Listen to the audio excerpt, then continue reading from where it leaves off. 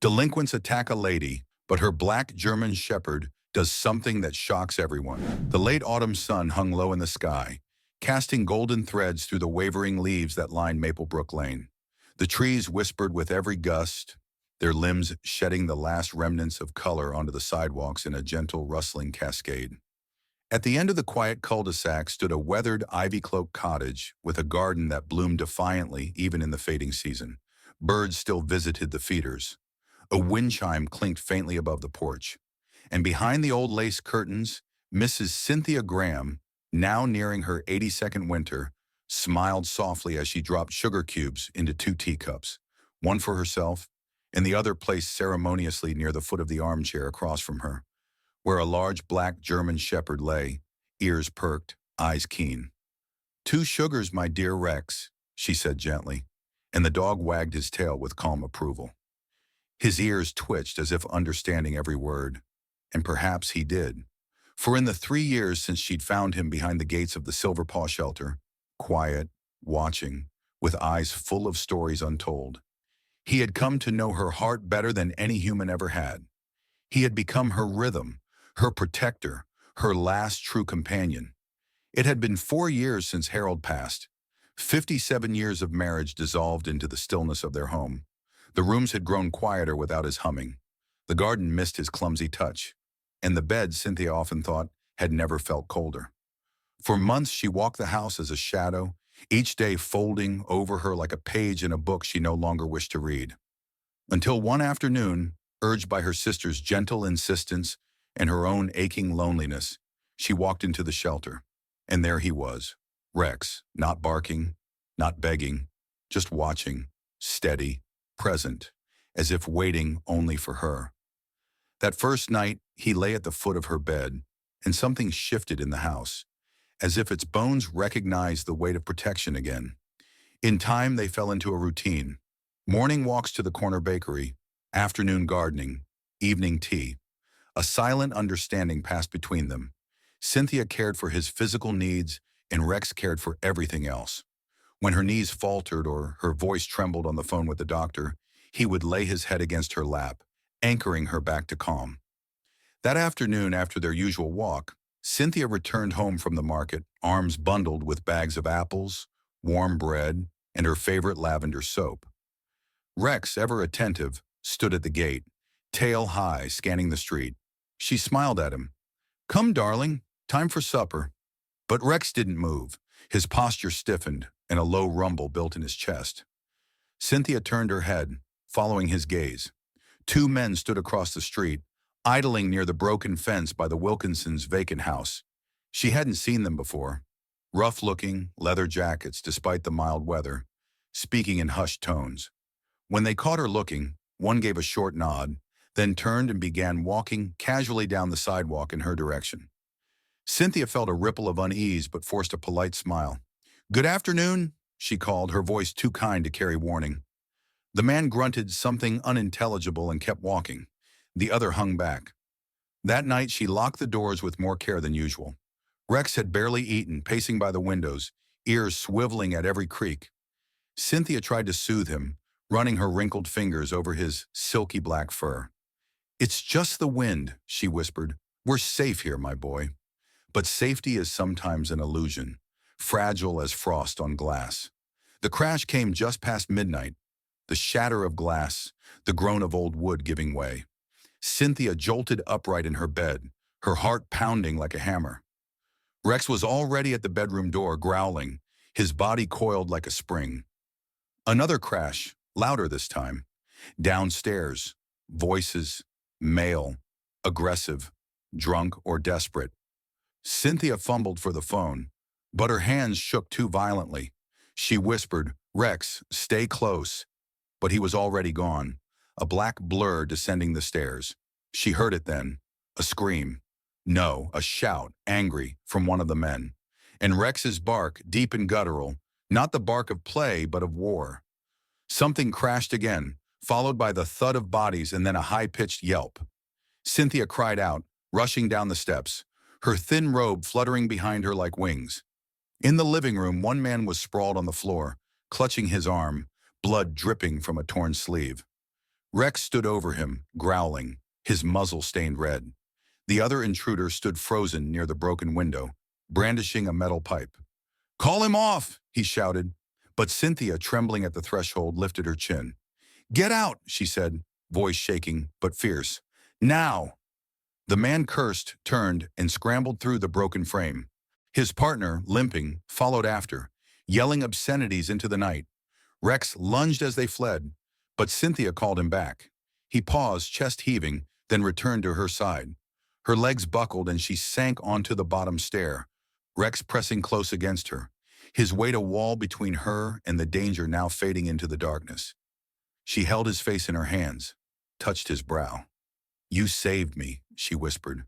"You brave, beautiful boy." The police arrived 30 minutes later. They took statements, shook their heads in disbelief. "Most dogs would have cowered," one officer said. "He fought like a soldier." "He's more than a dog," Cynthia said quietly. "He's my guardian." By morning, the whole neighborhood knew. Word spread quickly in the small suburb that Rex, Cynthia Graham's German Shepherd, had defended her against two intruders and sent them fleeing. The local paper called him the Midnight Hero. Children drew crayon pictures of him and taped them to her gate. Neighbors brought fresh pie, candles, flowers. But that night they returned. The same two men, or maybe others, emboldened, angry, armed. The crash this time was louder. The door kicked in with brute force. Cynthia barely had time to rise before the house trembled with chaos. One man with a crowbar, another with a flashlight, shouting curses as they tore through the kitchen. "You called the cops on us, old woman!" someone screamed. Rex was already gone again. Down the hall, the sound of snarling, of flesh-meeting teeth filled the air. A struggle, furniture toppling. Cynthia pressed herself into the corner of her room, dialing 911 with frantic fingers. "They're back! Please, help us! My dog, he's fighting!" Then silence, the kind of silence that rings. She ran toward the noise. Rex stood in the hallway, fur-matted, his front paw bleeding, chest rising in ragged bursts. One man was gone, the other crumpled on the floor, whimpering, clutching his shoulder. Rex looked at her and wagged his tail once, slow and weary, before collapsing onto the carpet. Cynthia screamed. Within minutes, red and blue lights flooded the neighborhood, sirens cutting through the dark. Paramedics tended to Cynthia's shock. Animal control arrived, only to find themselves unnecessary. Rex hadn't harmed anyone beyond what was needed. He was taken to the emergency vet. Cynthia rode in the front seat of the animal ambulance, her hand resting on his back the entire way. Hours passed before the vet returned, his face tired but kind. "He'll be okay," he said. "Torn muscle, some blood loss. But he's a fighter. I've never seen loyalty like that." Cynthia broke down then, the relief pouring out of her in tears and laughter, her hands shaking as she reached through the cage to touch his paw. "You came to me when I was so alone," she whispered. "And you stayed. You always stay." Outside the clinic, the town had already begun its chorus. The local news vans parked along the curb. Children held handmade signs that read, "Rex the Brave." An anonymous donor paid his vet bill in full. Someone dropped off a medal. The mayor called to offer thanks. But none of that mattered to Cynthia. All that mattered was the slow, steady rise and fall of Rex's breath as she sat beside him, heart to heart, two shadows cast by the same light. Their story had just begun, but already it had whispered to the hearts of strangers, of a bond that asked for nothing and gave everything. The soft rhythm of rain tapping against the clinic windows carried a strange comfort as Cynthia sat beside Rex's recovery crate, her hand resting lightly on the cool steel. The steady beep of the monitoring machine mirrored the quiet rise and fall of Rex's chest, and the sterile scent of antiseptic filled the air around her. His fur, still matted with dried blood around his shoulder, rose and fell with each breath, and though sedated, his brow would twitch now and then, as if even in rest his instincts refused to loosen their grip. Cynthia hadn't moved from the chair in nearly 4 hours. She'd refused offers of tea, of blankets, of rest from the nurses who tiptoed around her presence with respectful quiet. Her eyes remained fixed on the dog lying behind the transparent barrier, her heart tethered to his in a way only time, and shared hardship could forge. She thought back to the first time she saw him, how he had not barked, not cowered, just watched like he was waiting for someone worthy of his devotion. And now after everything, she knew without doubt, she had been waiting for him too. The vet, Dr. Alvarez, returned in the early hours of dawn, gently tapping her on the shoulder. He's stable. The bleeding has stopped, and we've cleaned the wounds. He'll need time, rest, antibiotics, no running or stairs, but he'll make it. Cynthia nodded, words caught in her throat, and simply whispered, "Thank you." Her hand reached through the bars, brushing against Rex's fur. "You brave, stubborn boy. You came back to me again." Dr. Alvarez smiled, her voice low and kind. "He's got a strong heart. He's protecting something he loves. That kind of will, it keeps them alive." Cynthia glanced up at her with tear-bright eyes. "He's all I have." The words hung in the air, raw and heavy. Alvarez didn't answer, only rested a hand gently on her shoulder before retreating, allowing her the quiet moment. Later that day, when Rex was cleared to return home, the town was already waiting. The police had taken the second intruder into custody, and the first had been found in a nearby alley, his bloodied arm matching the bite marks on Rex's file. Both men had prior records, petty theft, assault, and had targeted Cynthia's home, believing it to be easy prey. A lonely widow with no family and little resistance. But they hadn't counted on Rex. News of the attack spread fast. First, it was a passing note on the town's community board, then a front-page story in the Maplebrook Gazette. Hero dog saves elderly woman, twice. Photos circulated, some of Cynthia at the clinic with Rex's paw resting over hers, others of children drawing chalk hearts outside her home with the words, "Thank you, Rex." She didn't seek the attention, but she didn't push it away either. Something about the outpouring of kindness filled a quiet corner of her soul she hadn't realized was still empty. Neighbors she hadn't spoken to in years came bearing casseroles, soft blankets, offers to repair the broken windows. A retired firefighter named Tom stopped by to reinforce her front door. A young boy from the street over, Jamie, arrived with a handmade dog tag that read, "Rex the Brave." Looped on a red ribbon, Cynthia tied it gently around Rex's neck the morning he stood again on his own, wobbly but determined. "There," she said, smoothing the ribbon, "now everyone will know who you are." Despite the trauma, the house felt warmer now. Not physically, though the new insulation helped, but spiritually. Where silence once pressed in like a shadow, now there was a hum of new energy. Rex's convalescence became a shared event. Children stopped by after school to wave through the gate. Elderly neighbors left flowers and dog treats. Even the mailman paused longer on his route to scratch behind Rex's ears and murmur, "Good job, soldier." Cynthia found herself sitting out on the porch more often, wrapped in her husband's old cardigan, Rex at her feet. She would read aloud from the local paper, occasionally stopping to comment, as if they were two old friends dissecting the day's events. And in a way they were. Her conversations with him grew richer, fuller, not just of updates or musings, but confessions. She spoke of Harold, of the day they first moved into the cottage, of the moment she knew she loved him. She spoke of her fears, of the loneliness that once consumed her, of how many nights she had sat with only the ticking clock for company.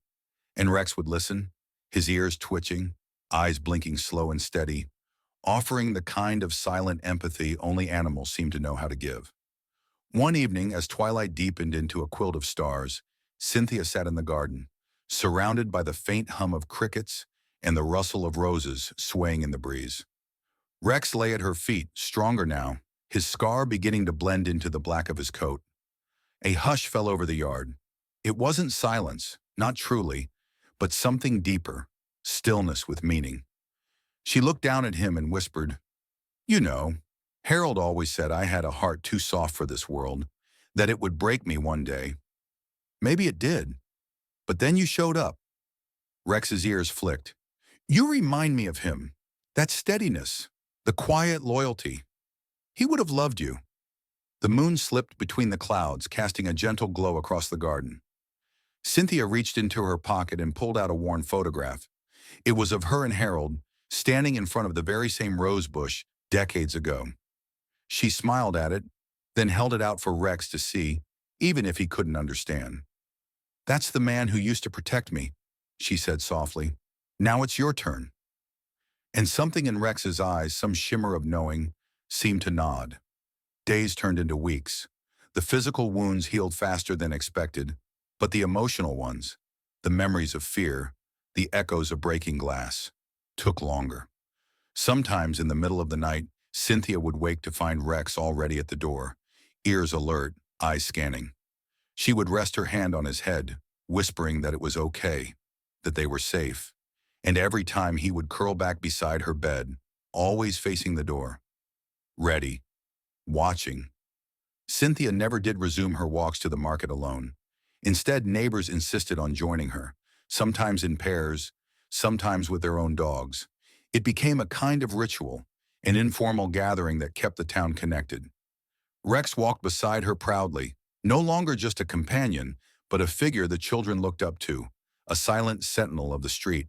Even the local elementary school invited Cynthia and Rex to speak during Community Heroes Week. She had chuckled when the invitation arrived, but she accepted. Dressed in her best lavender blouse and wearing her husband's old brooch, she stood at the front of the classroom, Rex seated loyally by her side. She spoke not of violence or fear, but of loyalty, of love, of how a dog with no home found his way into hers and saved it, not just from danger, but from emptiness. The children asked questions. One girl, red-haired with a missing front tooth, asked, "Do you think he knows he's a hero?" Cynthia looked down at Rex, her hand stroking his neck. "I think he knows he's loved," she said, "and sometimes that's the same thing." Later that night, as she prepared for bed, Cynthia paused at the window looking out over the softly lit street. Her garden swayed gently in the wind. The curtains fluttered. She turned back to the bed where Rex had already curled into his usual place, and she climbed in beside him, her hand resting on his back. "Good night, my darling boy," she whispered, her voice full of the peace she once feared she'd never find again. Rex sighed deeply in response, the kind of sigh that belongs to souls who know they are home. As she drifted into sleep, her last thought was not of the fear, nor the pain, nor the violence of that dark night, but of the strength that stood between her and it all. 4 paws, a black coat, and eyes full of unwavering love. The kind of strength that did not arrive with force, but with quiet devotion, and stayed. The days settled into a new rhythm, one stitched together with warmth, healing, and a quiet pride that seemed to hum through the neighborhood like a soft hymn. Cynthia, once a fixture of solitude in her quiet cottage, now found herself the center of gentle attention, a role she neither sought nor resisted. The incident had become a story retold in whispers and nods, in the hushed admiration of passing neighbors, and the awed glances of school children who waved excitedly at Rex each morning from the school bus windows. He took it all in stride, tail flicking slowly, head held high, but always with one eye on Cynthia, never more than a few paces away. Though he had healed well, the wound on his shoulder now nothing more than a scar beneath his thick black coat, Rex had become more alert, more watchful. He no longer slept with his back turned to the door. And some nights, even in the still comfort of their home, he would rise from his bed with a growl low in his chest, patrolling the halls as if to remind whatever darkness lingered that this place was guarded. Cynthia understood the change. They had both seen how quickly the world could fracture. And yet, even with that awareness nestled into their bones, there was peace too, because they had each other. The seasons turned slowly toward winter. Leaves gave way to bare branches, and the wind carried the first hints of frost. Cynthia began knitting again, her fingers clumsy at first, then steadier as she worked beside the fire. She crafted a thick, soft blanket in deep forest green and draped it over Rex's bed one morning with a satisfied sigh. He inspected it dutifully before settling down, his eyes sliding shut with a contented huff that made her heart swell. "Spoiled," she murmured with affection, scratching behind his ears. He thumped his tail against the floor in reply. But even as life returned to calm, a whisper of unease lingered. Cynthia tried not to dwell on it. The men who had broken into her home had been arrested, charged, and taken far from Maplebrook. The police assured her there was no reason for concern. But sometimes at night, when the wind scraped against the window panes, She would remember the moment the front door crashed open, the panic, the helplessness, and she would reach for Rex, grounding herself in the solidity of his presence.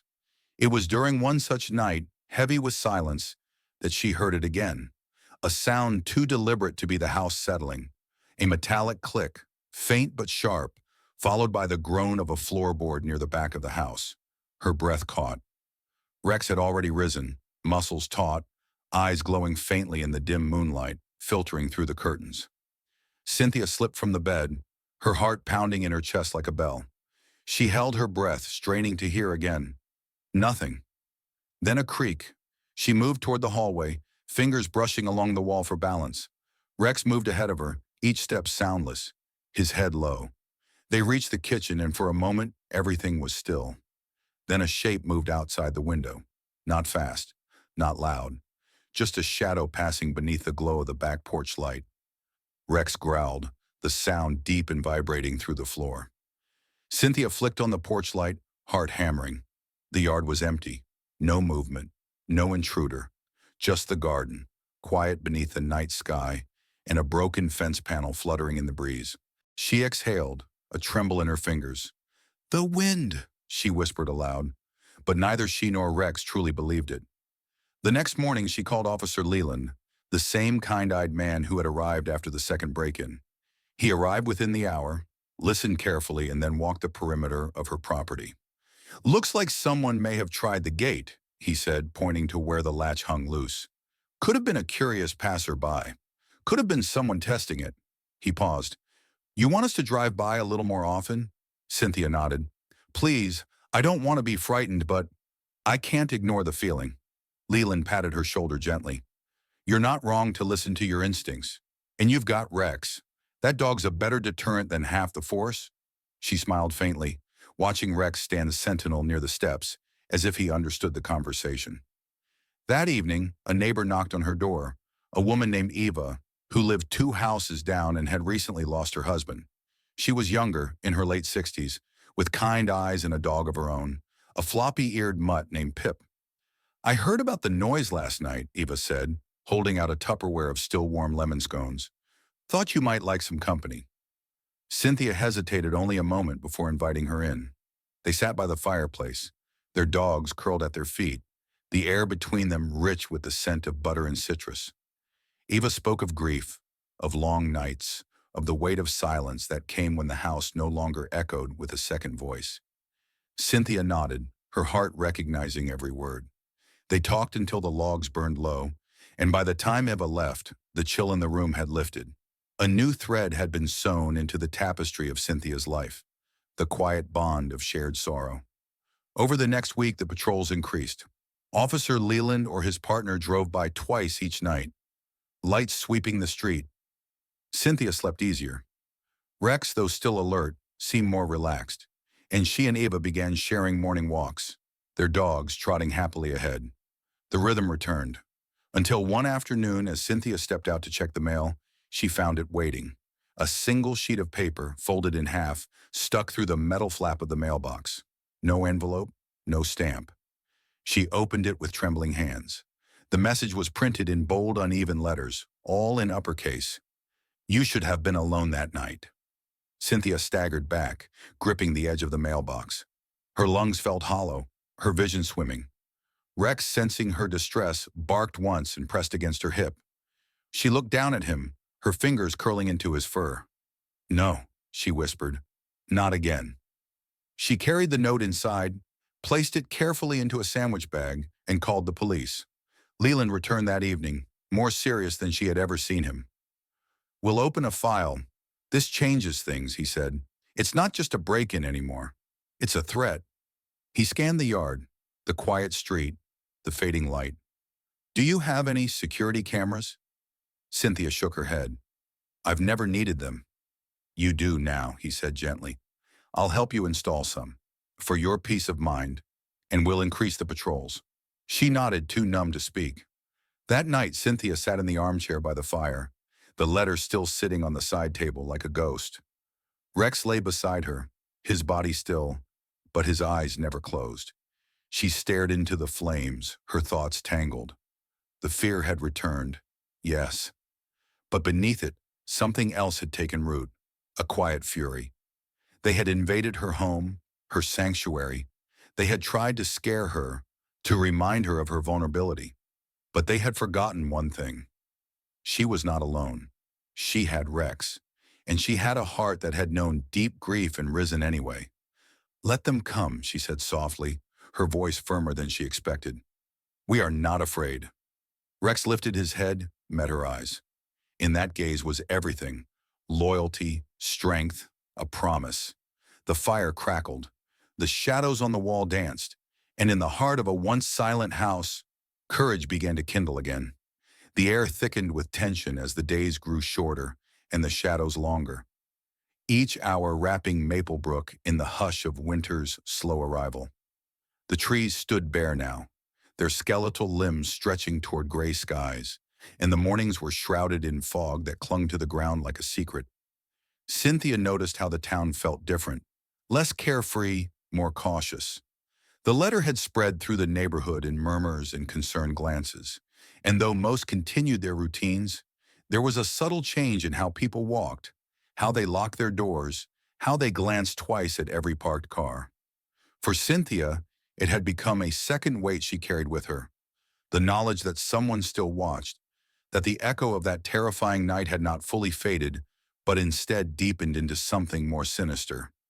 And yet within her, there was no room for retreat. Fear had already tried to hollow her out once, and she had been saved, not only by the strength of her dog, but by the love that bloomed unexpectedly in the aftermath. Now she moved with purpose, fortified not by false bravery, but by quiet defiance. She had begun keeping a journal again, something she hadn't done since Harold passed. Each evening after tea, she would sit at her small kitchen table, the pages lit by the soft yellow glow of the overhead lamp, and write. Not about fear, but about resolve. About the way Rex stood guard beside her, his body tense yet calm. About how Eva had stopped by with a tin of gingerbread cookies and had offered to walk Pip and Rex together at night. About the patrol car that now circled the block like a sentry at dusk. About the warmth of community standing shoulder to shoulder against the invisible threat. But even with support, the unease remained. It clung to her dreams. One night she dreamt of a hallway stretching endlessly, her footsteps swallowed by the dark. Rex always just ahead, leading her towards something unseen. Another night, she awoke to the sound of glass, shattering, sudden, and sat bolt upright in bed, her chest tight, only to realize it had been a branch snapping under the weight of frost. Rex had felt it too. He stood already at the window, his breath fogging the glass, his gaze scanning the blackness beyond. Cynthia rose and placed her hand on his back, drawing strength from his steadiness. "Not tonight," she whispered. "Not yet." The next morning brought a dusting of snow. A soft white veil lay gently across the rooftops and lawns. Cynthia pulled on her wool coat and stepped outside to retrieve the paper, her breath forming clouds in the still air. She paused at the gate, eyes scanning up and down the street. Nothing seemed amiss. The air was sharp with cold but silent, and yet she felt it again, that prickle along the back of her neck, as though someone stood just beyond sight, watching from the folds of a shadow. By noon, Officer Leland arrived with 2 small security cameras and a gentle smile. "Battery-powered, easy install," he said, motioning toward the corners of her porch and garage. "They sync to an app. We'll show you how to check the footage." He moved with efficiency, climbing the stepladder and affixing the cameras while Cynthia watched from the porch, Rex by her side. "We don't have anything new yet," Leland said, descending, brushing snow from his shoulders. "But whoever left that note, if they're still lingering, they'll think twice now." Cynthia nodded, her expression unreadable. "I don't want to live looking over my shoulder," she said quietly. Leland met her gaze. "You're not alone in this." That night she sat on the couch, the fire crackling softly, the hum of wind against the windows, the only sound. Rex lay on the rug, his head resting on his paws, but his ears twitched at every creak. Cynthia stroked his side absent-mindedly. Lost in thought, the letter had shaken her, but it had also awakened her. She had allowed the first break-in to make her feel powerless. She had spent years after Harold's death folding inward, becoming smaller, quieter. But Rex had changed that. His presence had given her reason to speak again, to move forward, to be known. And now, with threat looming again, she found something else. Her anger. How dare they think she was an easy target? How dare they look at an old woman and see weakness? The wind picked up as night deepened, and at some point the power flickered, then snapped off entirely. The house fell into sudden silence, save for the wind and the slow tick of the old grandfather clock in the hallway. Cynthia reached for her flashlight, her fingers steady. "Storm's coming in stronger than they thought," she murmured. She lit 3 candles, one in the kitchen, one by the front door, one by the couch, and checked the windows. All locked. She moved with calm determination, every action rehearsed. She had lived through worse. Rex followed her silently, never more than 2 steps behind. Outside, the storm raged. Ice struck the windows like hail. Tree branches swayed violently in the wind, and snow fell heavier, erasing outlines and casting the world into a white blur. At 10:17 p.m., a sharp, deliberate knock rang out across the silence. Cynthia froze mid-step. Not a pounding, not the scraping of tree limbs. A knock. She turned slowly, heart climbing into her throat. Rex growled, rising from his position near the fire, his hackles raised. The knock came again. 2 quick raps, followed by silence. Cynthia stepped back into the shadows near the kitchen, her breath shallow. She reached for her phone, only to realize the storm had knocked out service. No signal, no Wi-Fi, just her, a few flickering candles, and the dog who had already saved her once. Rex moved toward the front door, his body low, a soft, steady growl building in his chest.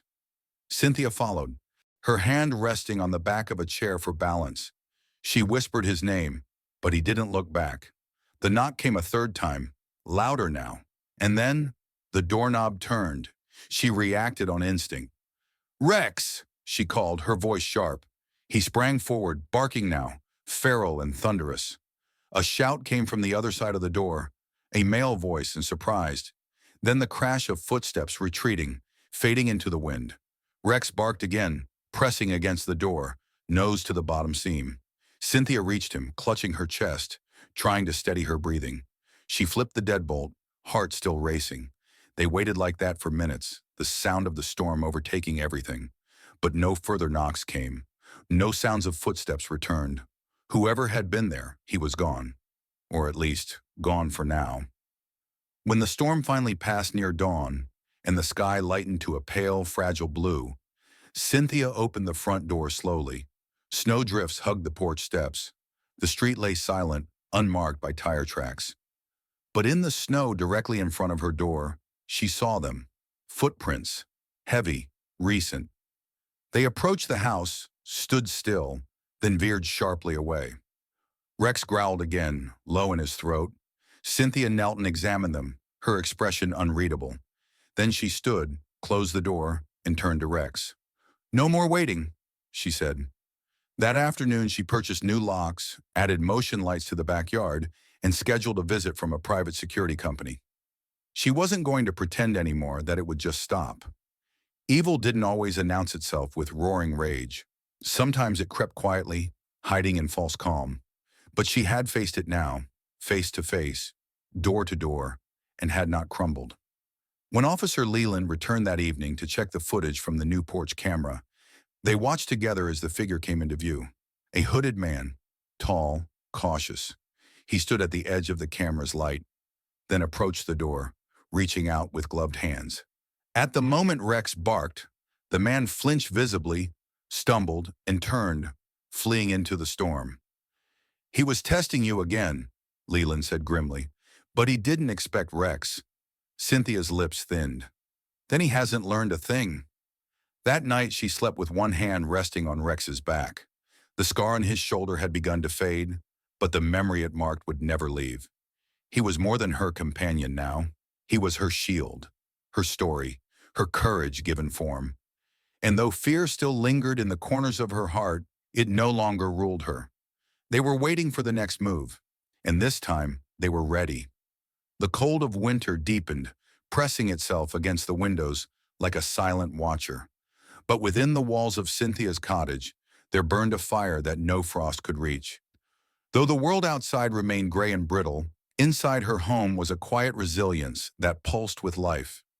Rex healed fully by mid-December, and though his gait still bore the stiff memory of his injury, he moved with a renewed purpose, as though he understood the mantle he wore now. Not just a companion, but a guardian, a symbol, a protector against the darkness that had once slipped through their threshold. The community, too, had changed. Maplebrook, once content in its tranquility, had grown vigilant. Neighbors shared security tips over garden fences, porch lights flicked on earlier, and watch groups met weekly. Yet in that heightened awareness, there also came a blooming sense of unity.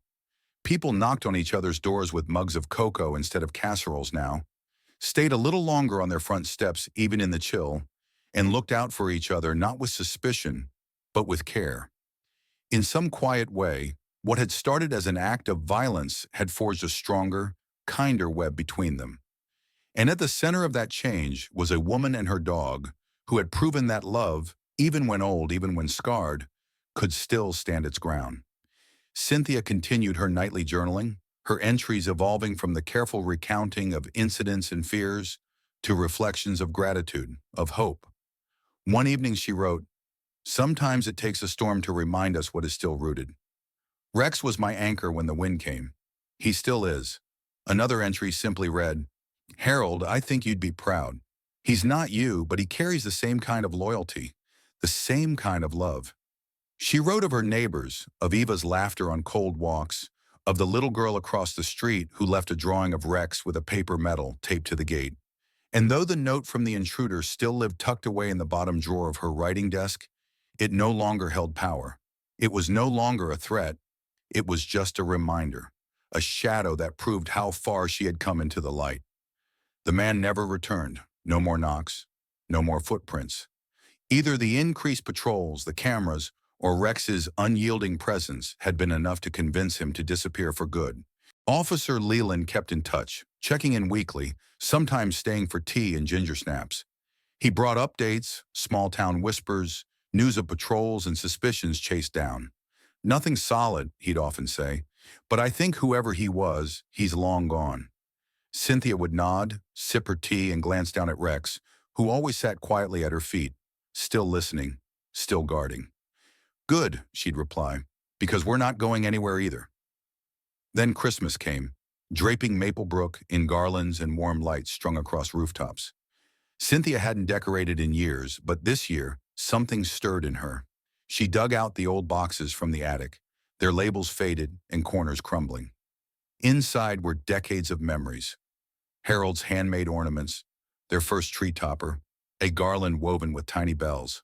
She spent an entire afternoon placing them carefully throughout the house, the scent of pine and cinnamon filling the air. Rex watched from the rug, his head cocked as she hummed tunes from old records. She hung a stocking with his name stitched in gold, and for the first time in a long while, the house felt not like a place of remembrance, but a place of living. Eva joined her for Christmas Eve dinner, bringing Pip and a pot of mulled cider. They sat by the fire, plates full of roast chicken and potatoes, laughter softening the edges of winter's cold. After dinner, they walked the street together, bundled in scarves and boots, their dogs trotting beside them, tails high. Snow had begun to fall again, soft and clean, muffling the world in peace. As they reached the end of the lane, Cynthia paused. "It feels different this year," she said, "not just because of everything that's happened, but because I think I've remembered how to feel joy again." Eva nodded, slipping her arm through Cynthia's. "It's never too late for joy." When they returned, Cynthia lit a single candle in the window, as she used to when Harold traveled for business, a beacon for him to come home to. Only now it was for herself, a symbol of what she had endured, a promise to the woman she had become. The new year arrived with a sunrise streaked in gold and pink, and as the weeks passed, the snow began to melt, revealing the dark soil beneath. The garden would return soon, Cynthia thought, and with it, the colors of spring. She began sketching new plans for her flower beds, jotting ideas in the margins of her journal. More lavender, more tulips, a corner dedicated to wildflowers. Life, she realized, was always circling back if you let it. One afternoon, as she knelt by the dormant rose bush, loosening the earth around its roots, a voice called out from the gate.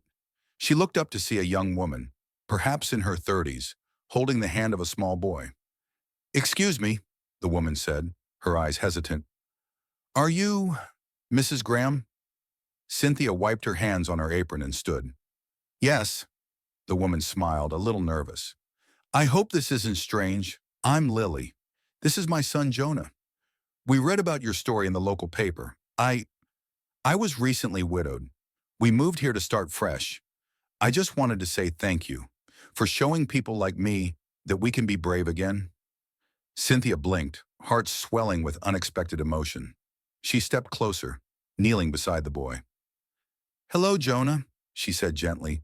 He grinned and pointed at Rex, who had padded up silently behind her. "Is he the hero dog?" Cynthia laughed softly. "He is, and my best friend too." The boy reached out tentatively, and Rex, with a slow blink of approval, lowered his head to be petted. That evening, Cynthia wrote one last journal entry under the heading February 15th, New Beginnings. She wrote of strangers who became family, of dogs who carried the weight of loyalty, of gardens that slept only to bloom again. And when she closed the book, she did so with the quiet satisfaction that some stories, especially the ones born from fear and forged through love, didn't need to be erased. They only needed to be carried forward. Rex now walked slower beside her, his years beginning to show in the silvers around his muzzle. But his spirit remained as steadfast as ever. When they walked through town, people still stopped to greet him, children still pointed, and Cynthia, once invisible in her grief, was known again. Not because of tragedy, but because of strength. One evening, she stood at the edge of her garden as the sun dipped low, casting long shadows across the lawn. Rex lay beside her, eyes half closed, chest rising and falling in rhythm with the wind. She looked out across the street, at the neighbor kids chasing one another with sticks, at the porch lights blinking on one by one, at Eva waving from her kitchen window. And she felt it again. Not the ache of memory, not the sting of fear, but the steady pulse of something deeper. Belonging. She knelt beside Rex and whispered, "You gave me back my life, you know?" He opened one eye, tail thumping once in the grass. "You brought me back from the quiet." That night, when the fire had burned low and the world outside faded into stillness, Cynthia sat in her chair, her knitting forgotten in her lap, and watched Rex sleep. His chest rose slowly, then fell. He was no longer just a dog she adopted. He was the keeper of her nights, the bearer of her peace, the last chapter of a love story that had found its sequel not in romance, but in courage. In him, she found not just protection, but a kind of healing only the brave and the loyal can offer. And as sleep began to pull her gently under, Cynthia smiled, her last thought as soft as the rustle of wind through lavender. Even in the darkest hour, love comes knocking, and sometimes it arrives on four legs.